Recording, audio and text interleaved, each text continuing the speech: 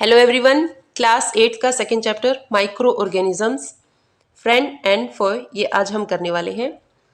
तो micro means सूक्ष्म, organisms ऐसे ऑर्गेनिजम्स जो इतने टाइनी होते हैं जिनको आप नेक्ड आइज से या अनएडेड आइज से नहीं देख सकते। इनको देखने के लिए आपको पड़ेगी जरूरत माइक्रोस्कोप की। तो ये हमारे जो माइक्रो ऑर्गेनिजम्स है ये हमारे फ्रेंड यानी मित्र होते हैं या शत्रु होते हैं, मतलब वो हमारे लिए बेनिफिशियल होते हैं या हार्मफुल होते हैं, ये हम जानेंगे इस चैप्टर में। माइक्रो ऑर्गेनिजम्स, तो सबसे पहले ये देख लेते हैं कि माइक्रो ऑर्गेनिजम्स की कैटेगरी में आता कौन कौन है।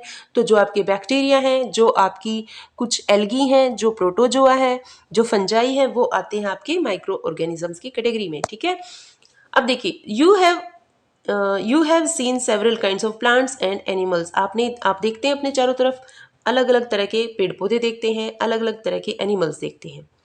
However, there are other living organisms around us. कुछ लिविंग ऑर्गेनिजम्स हमारे चारों तरफ ऐसे होते हैं which we normally cannot see, जिनको हम नॉर्मली नहीं देख सकते। नॉर्मली देखने का मतलब कि जैसे आप अदर जो प्लांट्स एंड एनिमल्स हैं जिनको आप ऐसे ही देख सकते हैं विदाउट एनी एड, तो माइक्रो ऑर्गेनिजम्स को आप विदाउट एनी एड नहीं देख सकते, मतलब बिना किसी अदर जो माइक्रोस्कोप वगैरह है उनकी मदद के नहीं देख सकते। तो these are called micro organisms या फिर इनको माइक्रोब्स भी कहते हैं। For example, you might have observed that during the rainy season, moist bread gets spoiled and its surface gets covered with grayish white patches. देखिए, एग्जाम्पल इन्होंने बताया है, एक जो ब्रेड होता है ना, अगर आपने रेनी सीजन में ब्रेड को जो है एक दो दिन के लिए अगर आप ऐसे ही रख देंगे तो वहां पे आप देखेंगे कि इधर ग्रेइश कलर के वाइट पैचेस आपको देखने को मिलेंगे। ठीक है, observe these patches through a magnifying glass. एक मैग्नीफाइंग ग्लास के अंडर इसको अगर आप देखने की कोशिश करेंगे तो आप देखेंगे बहुत ही टाइनी ब्लैक राउंडेड स्ट्रक्चर्स। तो क्या देख पाएंगे आप इसमें? तो you will see tiny black rounded structures. Do you know what these structures are and where do these come from? तो क्या आप जानते हैं कि आपके ब्रेड पे ये टाइनी राउंडेड ब्लैक कलर के जो स्ट्रक्चर हैं वो आए कहाँ से और ये होते क्या है? तो यही सब देखेंगे हम इन्हीं माइक्रो ऑर्गेनिजम्स के बारे में। तो माइक्रो ऑर्गेनिजम्स को समझने से पहले आप एक एक्टिविटी करेंगे। तो आप क्या करेंगे? Activity 2.1, collect some moist soil from field. खेत से या ओपन फील्ड से थोड़ी सी गीली मिट्टी उठाएंगे और उसको आप रखेंगे बीकर के अंदर। ठीक है, बीकर में आपने जो है मिट्टी रख दी है। एड वाटर टू इट, क्या करेंगे? पानी डालेंगे इसके अंदर। ठीक है, आपने पानी डाल दिया इसमें, तो आप क्या देखेंगे? थोड़ी देर में ये पानी नितर जाएगा, मतलब ये जो मिट्टी है ये इस तलहटी में, बॉटम में, यहाँ पे सेटल डाउन हो जाएगी। ठीक है, after the soil particles have settle down, ठीक है, सोइल पार्टिकल्स जब सेटल डाउन हो जाएंगे, observe a drop of water from the beaker. तो क्या कीजिएगा कि एक ड्रॉपर से ये जो पानी है ऊपर वाला, ये पानी आप लेंगे। ठीक है, observe a drop of water from the beaker under a microscope. और क्या कीजिएगा कि माइक्रोस्कोप के अंडर ले जाकर इसको जब आप एक ऐसे ये माइक्रोस्कोप के अंडर यहाँ पे आपने ग्लास स्लाइड पे इस पानी को यहाँ रखा और आपने यहाँ मैग्नीफाई करके देखा, तो आप क्या देखेंगे? वही टाइनी ऑर्गेनिजम्स आपको दिखेंगे। ठीक है, अगली एक्टिविटी में भी कुछ ऐसा ही है। Take a few drops of water from a pond. अब यहाँ पे पानी कौन सा लेना है? यहाँ पे तो हमने ये वाला पानी लिया था बीकर से। अब यहाँ पे आप देखिए, आपकी नेबरहुड में पॉन्ड, तालाब वगैरह जो होता है वहां से थोड़ा सा पानी आप कलेक्ट करके ले आइए और इसी एक जो ग्लास स्लाइड होती है ना, ग्लास की स्लाइड यानी कांच की जो स्लाइड होती है, उसके ऊपर इस पानी को स्प्रेड करके माइक्रोस्कोप के अंदर देखने की कोशिश कीजिए। And observe through a microscope. तो आप क्या देखेंगे? तो देखिए, do you find tiny organisms moving around? बिल्कुल आपको दिखाई देंगे माइक्रोस्कोप के अंदर। ठीक है, तो these observations show that water and soil are full of tiny organisms. तो इन एक्टिविटीज को करने के बाद हमने क्या ऑब्जर्व किया कि जो पानी, पौंड का पानी हमने लिया था वो, और जो गीली मिट्टी थी वो, उसमें पानी डालने के बाद जब उसको माइक्रोस्कोप में देखा हमने, तो हमें टाइनी ऑर्गेनिजम्स यानी छोटे छोटे ऑर्गेनिजम्स दिखाई दिए। दो not all of them fall into a category of microbes, हालांकि सबके सब माइक्रोब्स की कैटेगरी में नहीं आते हैं। दीज माइक्रो ऑर्गेनिजम्स और microbes are so small in size, ये इतने छोटे होते हैं साइज में, that they can not be seen with the unaided eye, मतलब कि एड मीन्स हेल्प, बिना किसी हेल्प की आंखों के आप नहीं देख सकते हैं, मतलब कि अनएडेड आइज से इनको नहीं देखा जा सकता है, मतलब आपको माइक्रोस्कोप की जरूरत पड़ने वाली है। ठीक है। Some of these such as the fungus that grows on bread. तो ब्रेड पे जो आपने जो वाइट ग्रेश जो पैचेस देखे थे, एक्चुअली में वो फंगस था, म्यूकर फंगस। ठीक है। Can be seen with a magnifying glass. ठीक है। Others can not be scene without the help of microscope. तो वो उसका साइज थोड़ा सा बड़ा था, तो इसलिए आपने मैग्नीफाइंग ग्लास से ही आप उनको देख पाएंगे। अदर्स जो होते हैं, जो बाकी के जो होते हैं, उनके लिए आपको माइक्रोस्कोप की जरूरत होती है, क्योंकि वो उससे भी छोटे होते हैं। That is why these are called micro organisms और माइक्रोब्स। ठीक है। Micro organisms are classified into 4 major groups. कौन कौन से हैं वो group? These groups are bacteria, fungi, protozoa and some algae. Some of these common microorganisms जो हम आगे फिगर में देखने वाले हैं। ठीक है। तो आगे देखिए, वायरसेस आर आल्सो माइक्रोस्कोपिक, मतलब वो भी बिना माइक्रोस्कोप की मदद के आप नहीं देख सकते हैं। ठीक है। But are different from other micro organisms, लेकिन जो जिसकी हम अभी बात करके आए हैं उनसे ये अलग होते हैं। ठीक है। They however reproduce only inside the cells of the host organisms. मतलब क्या है कि देखिए, जो भी हमने यहाँ पे बैक्टीरिया या जो फंजाई या प्रोटोजोआ वगैरह देखा है, वो जो है वो जब तक आपके शरीर में नहीं है और बाहर है तो भी वो मल्टीप्लाई करते हैं। लेकिन तो देखिए, ये बैक्टीरिया, फंजाई, प्रोटोजोआ, एल्गी, ये अगर आपकी बॉडी के अंदर नहीं है, बाहर हैं, तो भी ये मल्टीप्लाई करेंगे और अपना नंबर इंक्रीज करते जाएंगे। लेकिन वायरस जो होते हैं वो जब तक आपके शरीर से बाहर हैं तब तक ये मल्टीप्लाई नहीं करते हैं, रिप्रोड्यूस नहीं करते हैं। ये सिर्फ और सिर्फ तभी रिप्रोड्यूस करेंगे जब ये किसी होस्ट की बॉडी के अंदर पहुंच जाएंगे। ठीक है। तो ये दोनों में ही, वायरसेस में और ये जो अदर माइक्रो ऑर्गेनिजम्स हैं, इसमें एक बेसिक डिफरेंस होता है। ठीक है। देन उसके बाद they however reproduce only inside the cells of the host organisms. ठीक है। Which may be a bacterium. अब वायरस जो होते हैं ना, वायरस जरूरी नहीं है कि ह्यूमन बींग्स को ही इन्फेक्ट करें। हम कोरोना के टाइम पे देख चुके हैं कि वायरस जो जूनोटिक जो वायरस होते हैं, जो एनिमल से ह्यूमन में ट्रांसफर होते हैं। ठीक है। तो एनिमल्स में प्लांट्स के भी वायरस होते हैं, जैसे कि टीएमवी। ये कौन सा वायरस है? Tobacco Mosaic virus. टोबैको जो होता है ना, तंबाकू के जो पत्ते होते हैं उस पे मिलता है ये वायरस। ठीक है। फिर एक होता है जो बैक्टीरिया को इन्फेक्ट करता है, जिसको कि बैक्टीरियोफेजेस बोलते हैं, वो भी वायरस होते हैं। तो ये वायरस की अलग अलग टाइप्स हो सकती हैं। ठीक है।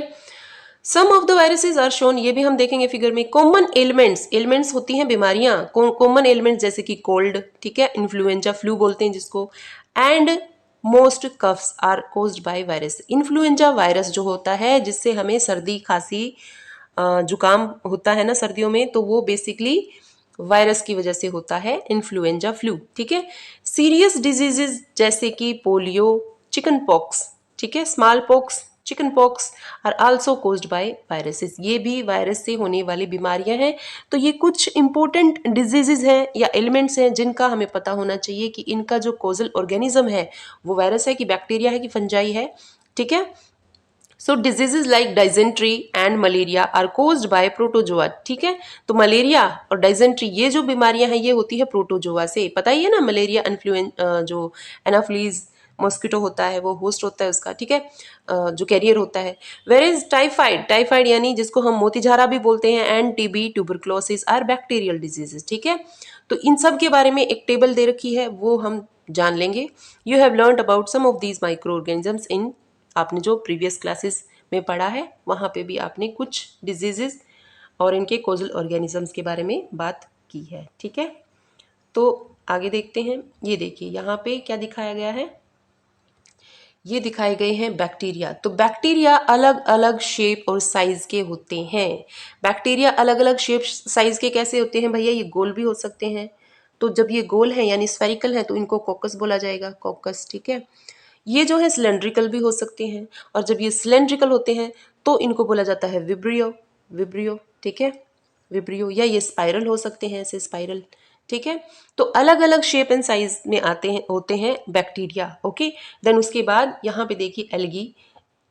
एल्गी में जो सिंपलेस्ट एल्गी है, ये यहाँ देखिए क्लेमाइडोमोनास स्पाइरोगायरा, ठीक है।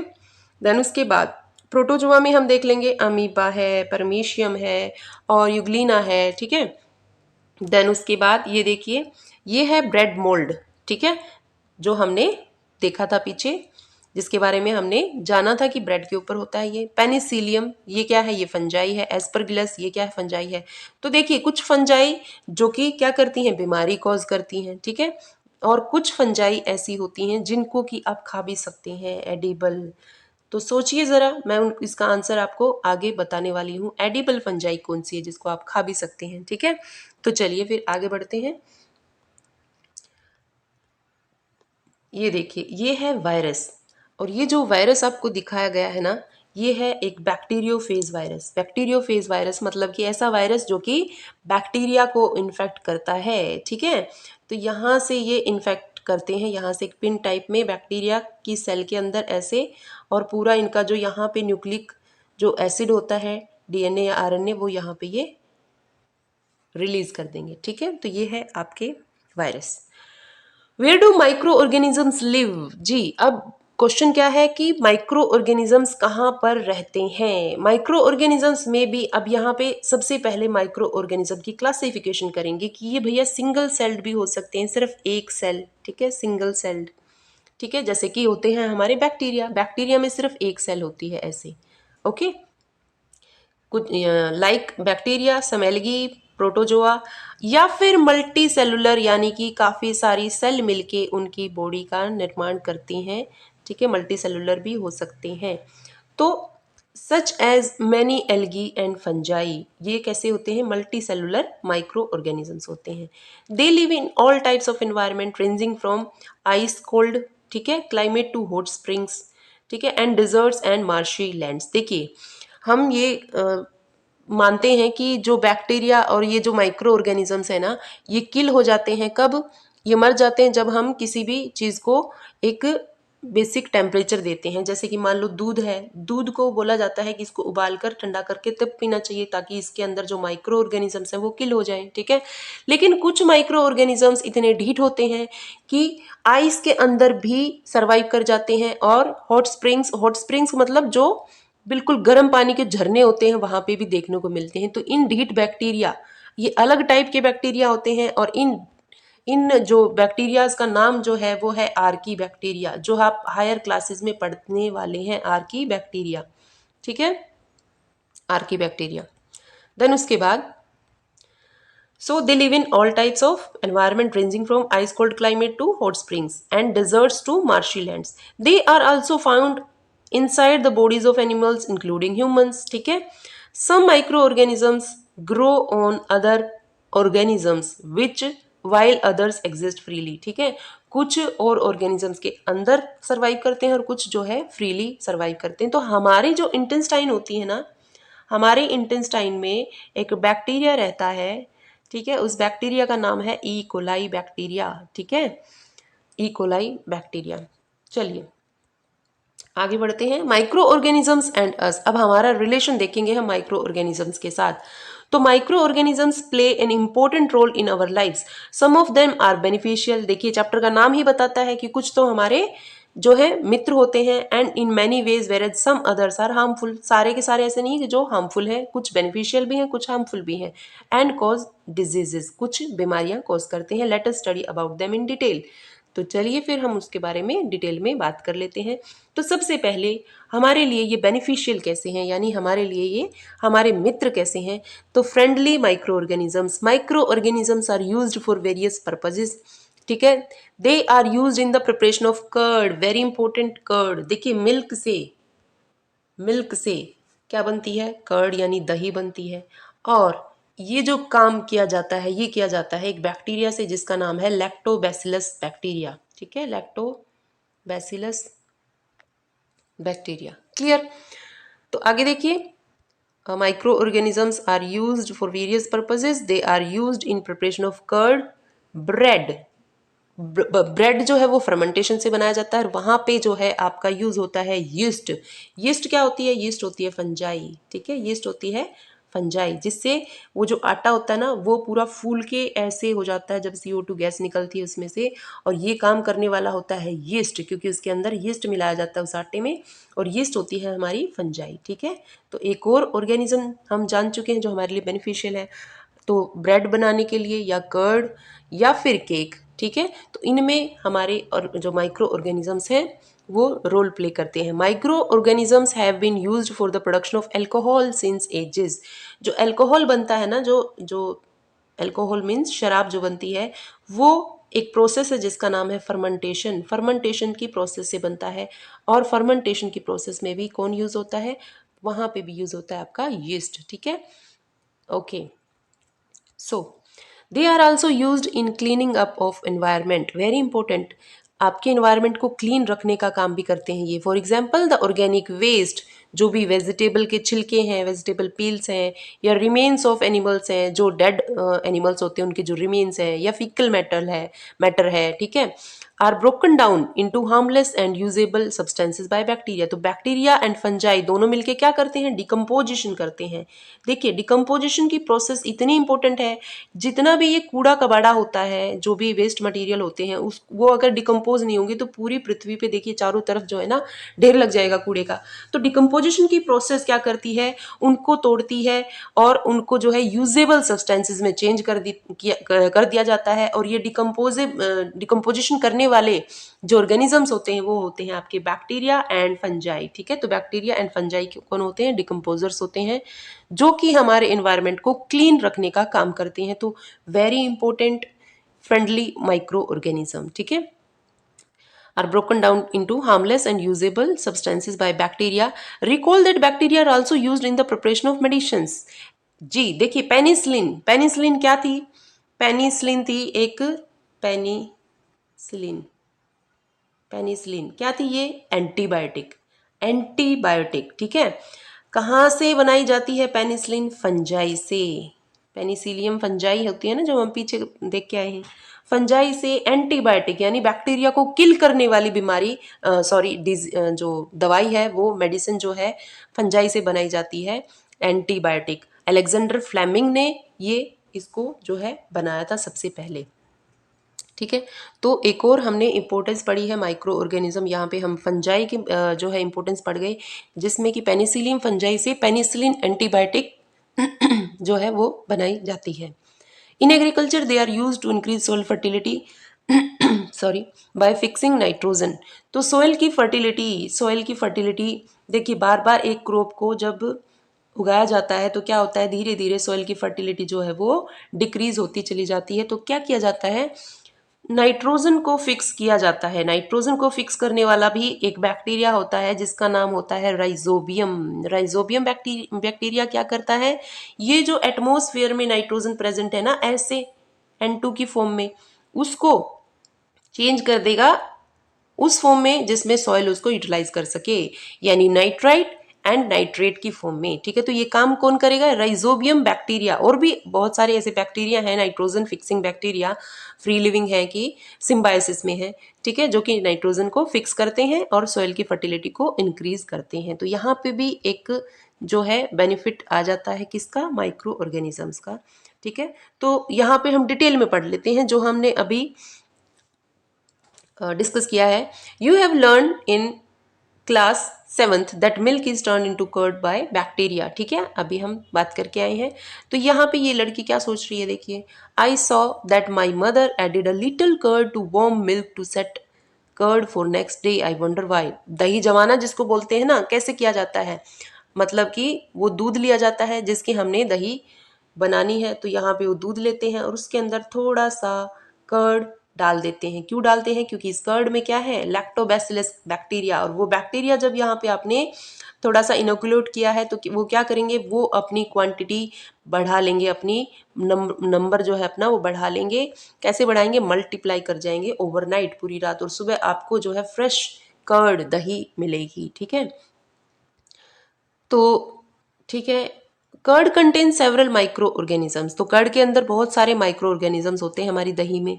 ऑफ दीज, इन सभी में एक होता है important, of these the bacterium. देखिए, बैक्टीरिया और बैक्टीरियम में क्या फर्क है, बैक्टीरिया होता है प्लूरल, ठीक है, प्लूरल, और बैक्टीरियम होता है सिंगुलर। तो एक बैक्टीरिया की बात हो रही है तो उसको हम बैक्टीरियम कहेंगे। तो कौन सा बैक्टीरिया होता है कर्ड में? लैक्टोबैसिलस, ठीक है। वो क्या करता है? Promotes the formation of curd, ठीक है। इट मल्टीप्लाइज इन मिल्क, अभी बताया मैंने, and converts it into curd. Bacteria are also involve in the making of cheese. जी, चीज मतलब पनीर, पनीर बनाते हैं ना दूध से ही, तो उसमें भी बैक्टीरिया का ही यूज होता है, ठीक है। चीज पिकल्स बनाने में भी and many other food items में भी। एन इम्पोर्टेंट इंग्रेडिएंट ऑफ रवा, सूजी जिसका हलवा बनता है, इडली एंड भटूराज, इन सब में कर्ड मिलाया जाता है। कैन यू गेस वाई, क्यों मिलाया जाता है? अभी बताया ना मैंने, bacteria and yeast are also helpful for fermentation of rice, idlis and dosa batter. देखिए इडली और डोसा कैसे बनता है? चावल यानी राइस और दाल, इन दोनों को जो है पीस के भिगो के और भिगो दिया जाता है ओवरनाइट, ठीक है। और उसको पीस के और उसको फर्मेंट करवाया जाता है, ठीक है। फर्मेंटेशन की प्रोसेस होती है और फिर ये जो है जो टेस्टी टेस्टी खाना है ये बनता है। तो वहाँ पे यहाँ पे भी हम देख पाएंगे कि ये माइक्रो ऑर्गेनिजम्स जो है यूजफुल होते हैं, ठीक है। आगे देखिए, ये देखिए क्या बनाया गया है इधर, आपको एक्टिविटी करने के लिए बोला गया है। तो क्या बोला गया है? आप आटा लीजिए ½ kg, फ्लोर यानी आटा लीजिए, किसका?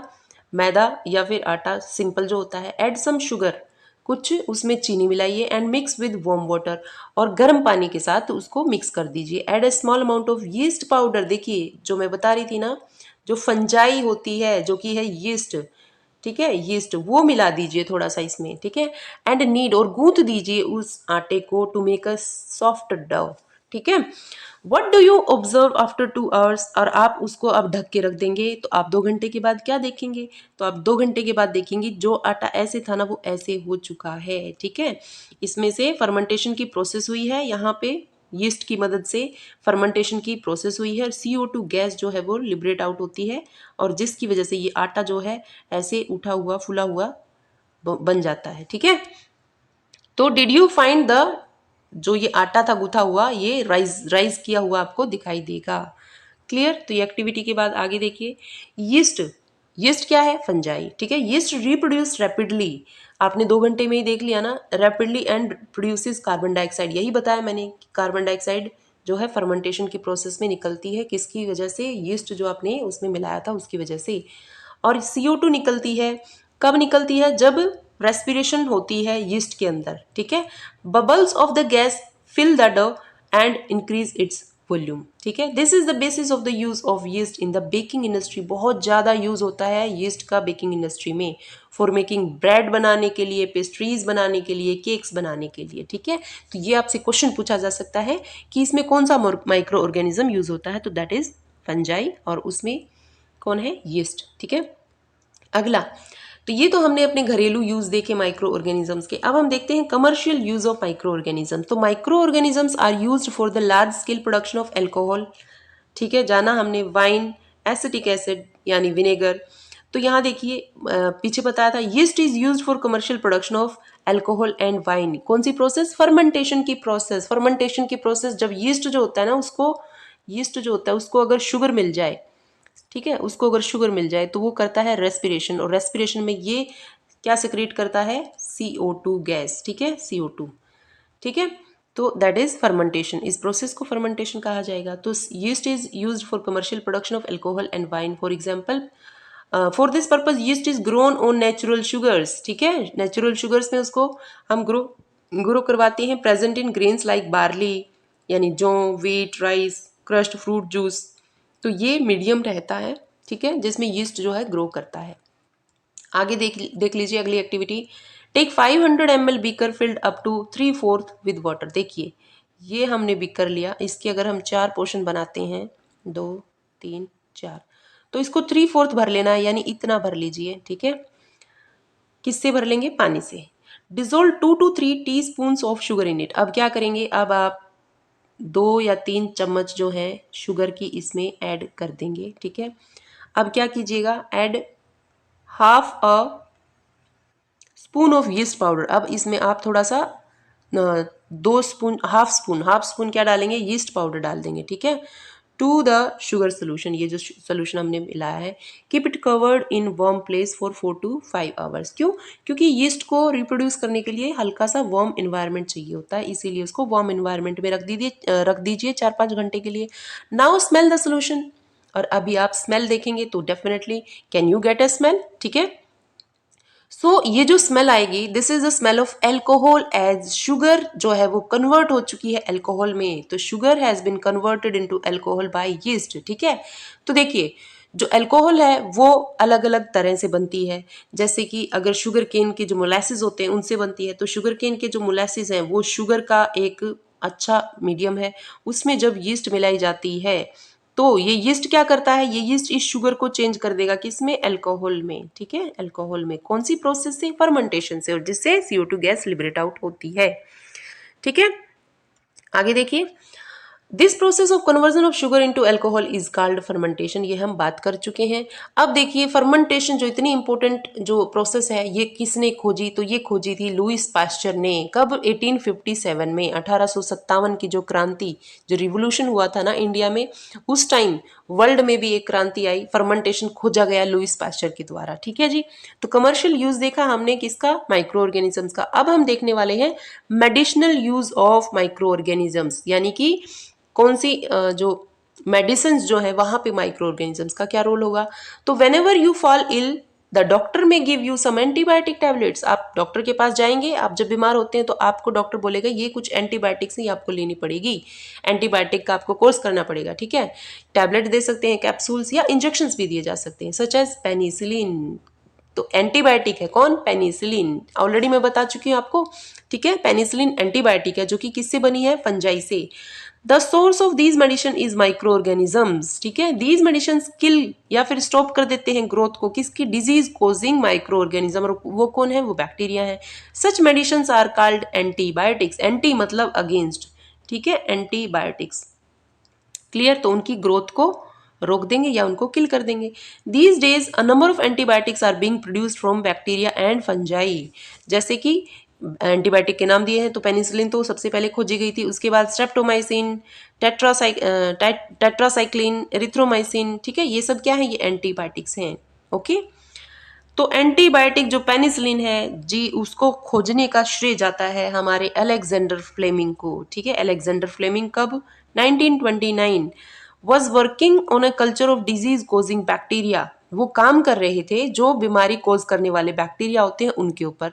Suddenly he found the spores of a little green mould, छोटे छोटे जो स्पोर्स होते हैं ना, वो उनको ग्रीन कलर के मोल्ड के जो थे वो दिखाई दिए in one his culture plates. देखो जब भी आप जब MSc या PhD वगैरह करेंगे, रिसर्च वगैरह करेंगे, ठीक है, और मान लीजिए कि आपको माइक्रोबायोलॉजी का जो सब्जेक्ट है वो उसके ऊपर कुछ रिसर्च करना है, तो आपको पेट्री डिशेस में ये कल्चर आपके बनाने पड़ते हैं। कल्चर मतलब यहाँ पे एगर एगर के सोल्यूशन के अंदर जो है बैक्टीरिया को ग्रो करवाया जाता है, ठीक है। तो ऐसी ही एक प्लेट थी, कल्चर प्लेट, जिसके ऊपर की ये स्पोर्स गिर गए जहां पे बैक्टीरिया ऑलरेडी ग्रो कर रहा था, ठीक है। He observe that the presence of mould prevented the growth of bacteria, उसने देखा जहां पे ये ग्रीन ग्रीन स्पोर्स गिरे ना, वहां पे वो बैक्टीरिया ने ग्रो ही नहीं किया, ठीक है।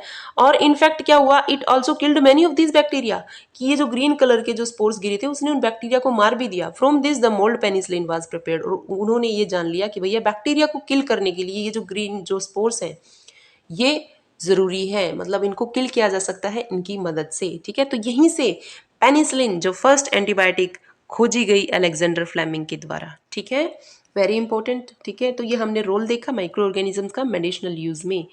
अब देख लेंगे हम आगे, commonly known antibiotics which are made from fungi and bacteria, ये कहाँ से शुरू किया हमने, एक सेकेंड, हाँ, तो इरिथ्रोमाइसिन, ये जो हमने बताया streptomycin, tetracycline and erythromycin are some commonly known antibiotics, ठीक है, which are made from fungi and bacteria. The antibiotics are manufactured by growing. Antibiotics को कैसे manufacture किया जाएगा, are by growing specific microorganisms and are used to cure a variety of diseases. जिस भी bacteria से, अलग अलग बैक्टीरिया से बीमारी होती है और उसी को किल करने के लिए अलग अलग एंटीबायोटिक की जरूरत पड़ती है।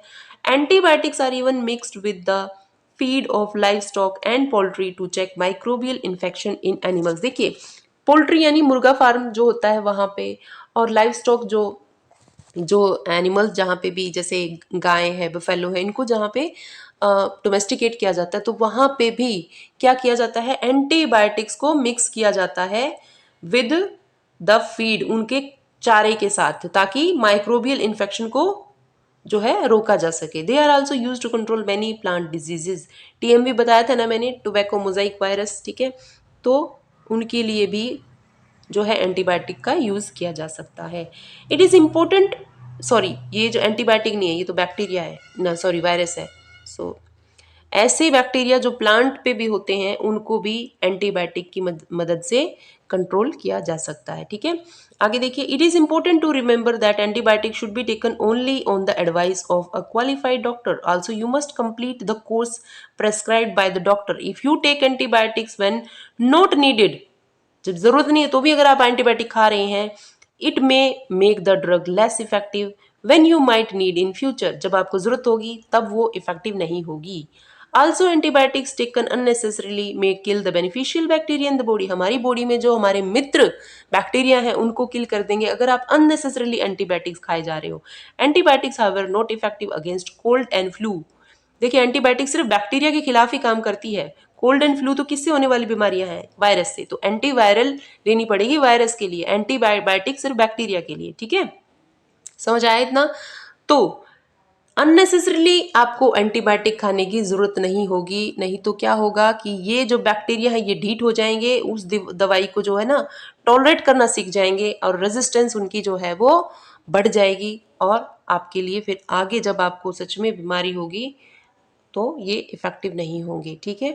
तो उसके बाद हम देखेंगे वैक्सीन। वैक्सीन क्या होता है, तो वैक्सीन आई थिंक हम अगले वीडियो में करेंगे। तो अगले वीडियो का जो टॉपिक है वो वैक्सीन से स्टार्ट करते हैं। तब तक के लिए पढ़ते रहिए, धन्यवाद।